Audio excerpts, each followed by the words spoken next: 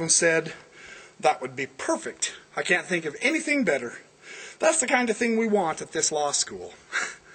And so the stage was set for him to be able to teach this idea of the ancient scriptures with legalities. And that's where he got his start. In my first year, I taught business associations. Now, this was interesting what he did. He developed a course where he's talking about an innovative course of ancient legal systems and the scriptures. As far as I know, no class like the last one had ever been taught before.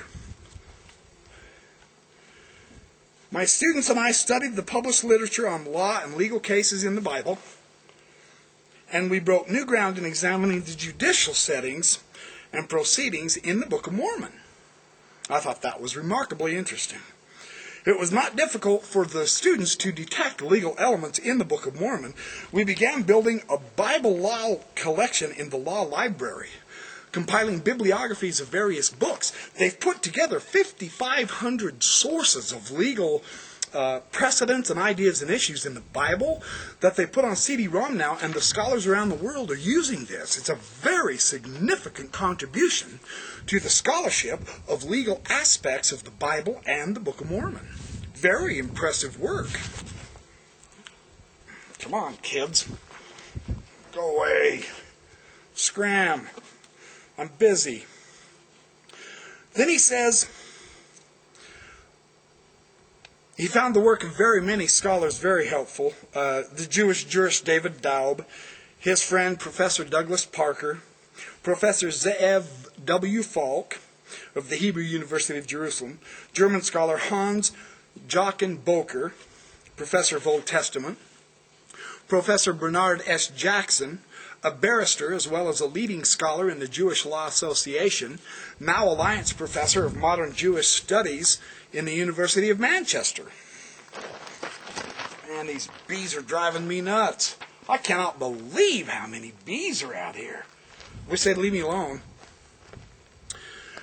Then he talks about Professor Raymond Westbrook, a lawyer of ancient Near Eastern law specialist at Johns Hopkins University, as well as Reuven Yaron of Hebrew University, Eckhart Otto, University of Munich, and many others. That first year, 40 very enthusiastic law students each completed a significant research paper on topics suggested to them. In most cases, we were breaking new ground.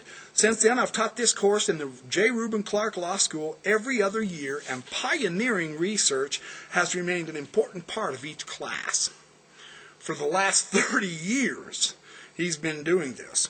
Students have always found interesting research topics, and an extensive collection of valuable student research papers has been created. It's there in that law school now, in the J. Reuben Clark Law School. Then he discusses the founding of farms, which began to put together many, many ideas of the antiquity of the Book of Mormon, as well as other various kinds of research. He says, in 1982, I presented a paper entitled Ancient Near Eastern Law and the Book of Mormon at the regional meeting of the Society of Biblical Literature in Denver, Colorado. Did you catch that? In 1982, John Welch at the Society of Biblical Literature presented a paper of Ancient Near Eastern Law and the Book of Mormon. Now, we've been told by critics that the LDS scholars are scared or are unwilling to present research on the Book of Mormon with real Bible scholars. The Society of Biblical Literature took his paper. That's fascinating, isn't it?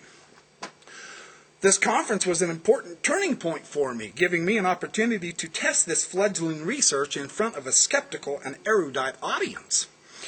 After vigorous discussion and questioning, the response was very favorable and encouraging.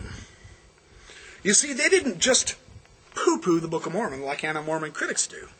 They took it seriously. They discussed it, rigorously questioned it, tried to learn as much as they could about it. He says one significant concession came from a critical Lutheran scholar from Kansas, who, as a result of my presentation, disclosed to me that he now felt, are you listening to this? This critical Lutheran scholar says, He now felt that he had not read the Book of Mormon as carefully as he should have, and he intended to study it more before passing judgment on the book again. His confession was probably true of everyone in the 1980s anyway. We all needed to study it more. But that's an interesting concession, isn't it? The other interesting thing is in the... hang on one sec.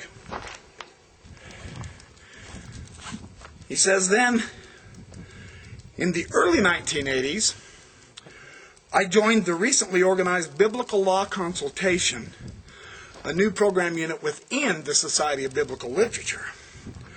Along with significant strides forward in biblical law generally, this group soon grew from a consultation to a section within the Society of Biblical Literature, reflecting a significant rise of interest concerning the study of law in the ancient world.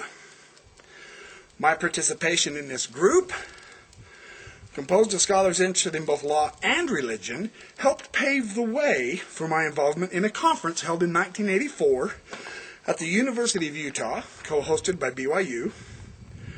This conference, organized principally by University of Utah Law Professor Edmund B. Firmage, featured distinguished scholars from Israel, England, and the United States, and they came together to discuss religion and law from Judaic, Christian, and Islamic perspectives. Interactions with scholars in settings such as these afforded opportunities to test my ideas and to benefit from current research and feedback from experienced scholars. Now, this is interesting to see how the scholars interacted with Welch on this idea of the legal aspects of the Book of Mormon. This is peer review at its absolute finest. This is scholarly discussion. This is interaction with Mormons and biblical scholars. This is something the critics say doesn't happen. They're wrong. They weren't there. They don't know. John Welch has some amazing things to share on this score.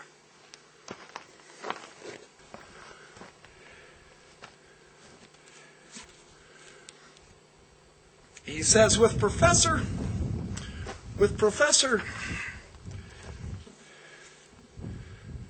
Moshe Greenberg of the Hebrew University of Jerusalem about the biblical limitations on royal and governmental power made me more aware of the legal postulates behind the so-called paragraph of the king in Deuteronomy 17:14-20, and the striking relevance of that text to King Benjamin's analogous words and political policies in Mosiah 2:12-14, similarly limiting the king's status and wealth.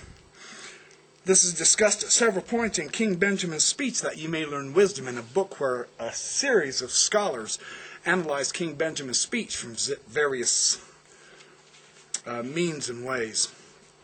On another occasion, I enjoyed a dinner conversation with James H. Charlesworth. He'd taken a class from his divinity school while at Princeton. Here is the diamond. Sunday morning, September 26th, 2008. It's a beautiful morning. It's a little bit windy. A little bit windy. We're getting ready to pack them up and head them out. We've been in the Lemhi Range for all week. Well, the last 4 days anyway. It's been absolutely beautiful. Time to head home. It's sure nice to be in this kind of country. Very nice. Sun just came up about 15-20 minutes ago anyway. And a nice sunrise. There's the east.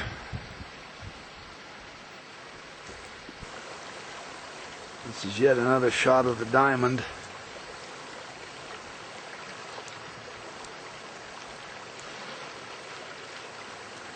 It's a beautiful, beautiful mountain range, this Lemhi mountain range. Beautiful day this morning.